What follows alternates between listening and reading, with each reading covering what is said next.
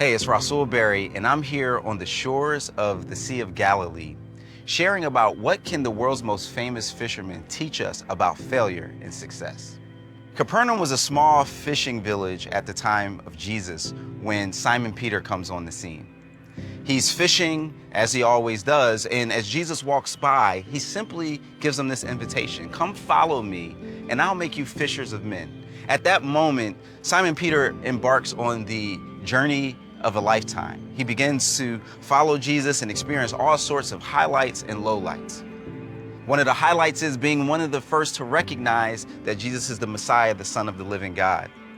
But one of the lowlights is recorded in Luke chapter 22.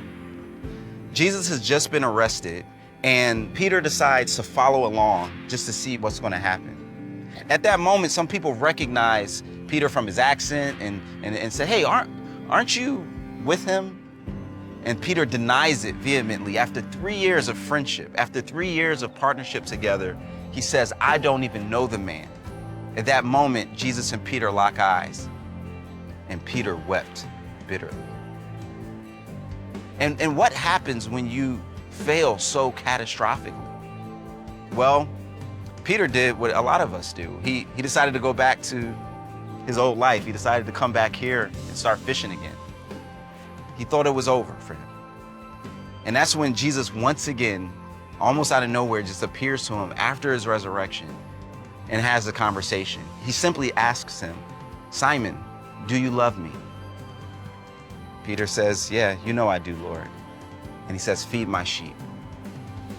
And that's the same question and same invitation that God gives us. Right when we think that we're going to experience condemnation, he extends compassion. When we think that it's over and, we've just been utter failures, he offers the joy of restoration. We know this is a message that Peter never forgot, because he ends up becoming the leader of the church. And then another time when he gets the opportunity to put himself on the line, he actually ends up giving his very life for the sake of Jesus. The question still remains, when I've blown it, Rasul, do you love me? Then feed my sheep. And it's the question he asks all of us in that moment of failure. Do we love him? And the answer still can remain, then feed my sheep.